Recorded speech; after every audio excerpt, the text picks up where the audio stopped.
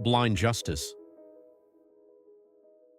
Judge Malcolm Harrington straightened his black robe before entering the courtroom. 30 years on the bench had earned him the nickname Maximum Malcolm among prosecutors who appreciated his tough sentences and defense attorneys who dreaded facing him. The courtroom fell silent as he took his seat. Before him stood James Carter, convicted of first-degree murder. The jury had recommended the death penalty. All that remained was Judge Harrington's final ruling.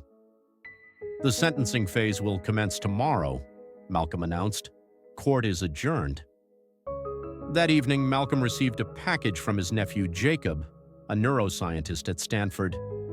Inside was Jacob's newly published research paper with a handwritten note. "Thought this might interest you, Uncle Mal." The paper detailed breakthrough research on genetic markers and neurological patterns that predicted violent behavior with startling accuracy. Jacob's team had discovered that specific genetic mutations, when combined with particular environmental factors and brain development patterns, created a perfect storm that virtually guaranteed violent tendencies.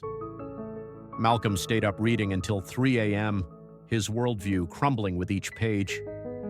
The research suggested that free will, the cornerstone of criminal justice, might be an illusion. If behavior was predetermined by genetics and environment, could anyone truly be blamed for their actions? He thought of James Carter. The man had been abandoned at birth, shuttled through foster homes, and abused for years. His file mentioned potential neurological issues that were never properly treated due to a lack of healthcare access. The next morning, exhausted and troubled, Malcolm entered his chambers to find District Attorney Phillips waiting. "Judge, a word before we begin. I want to confirm you'll be following the jury's recommendation. The victim's family needs closure." Malcolm hesitated. "I'm still considering all factors." Phillips looked surprised. "This isn't like you, Judge. Carter is guilty. The evidence is overwhelming." "Yes, the evidence of his actions is clear," Malcolm replied carefully, "but I'm considering other factors." During the sentencing hearing, Malcolm listened differently than he ever had before. He heard Carter's childhood history not as excuses, but as critical, deterministic factors. The prosecutor's argument about choosing evil suddenly seemed philosophically naive. When it came time for his ruling, Malcolm cleared his throat. "The purpose of our justice system has always been threefold: punishment, deterrence, and rehabilitation. For 30 years, I have emphasized punishment, believing that individuals freely choose their actions and must face consequences." He paused, feeling the weight of 3 decades of harsh sentences. "Recent scientific evidence has led me to reconsider the nature of choice itself. If Mr. Carter's actions were substantially predetermined by factors beyond his control, his genetics, his childhood trauma, his neurological development, can we say he chose to commit murder in any meaningful sense?"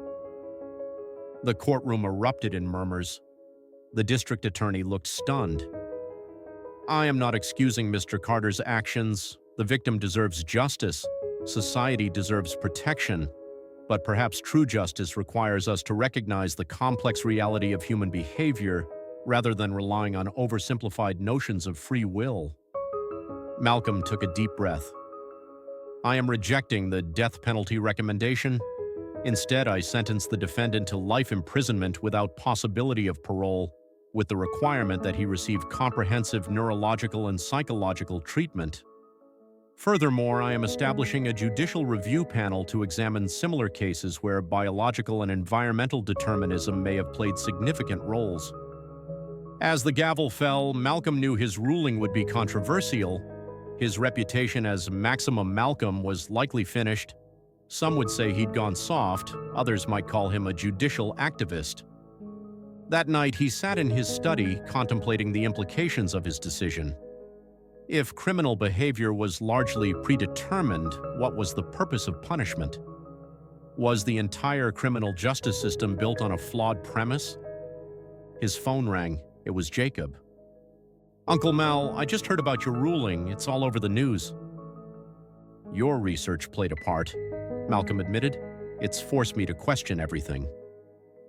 "But Uncle Mal," Jacob replied, Our research doesn't eliminate responsibility completely.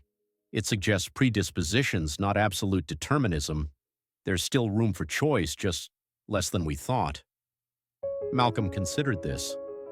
So the truth lies somewhere in between. Science rarely gives us absolute answers, Jacob said. It complicates things more often than it simplifies them. The next morning, Malcolm returned to court with a new perspective. He couldn't abandon the concept of responsibility entirely, but neither could he ignore the complex factors that shaped human behavior. As he prepared to hear a new case, he removed his judicial blindfold, not to see the defendants differently, but to see them more completely. The moral of the story: true justice requires balancing accountability with compassion, recognizing that while we may not choose all the factors that shape us, we still bear responsibility for navigating the choices available within those constraints. The most profound wisdom comes not from clinging to absolutes, but from embracing the complex truth that lies between determinism and free will.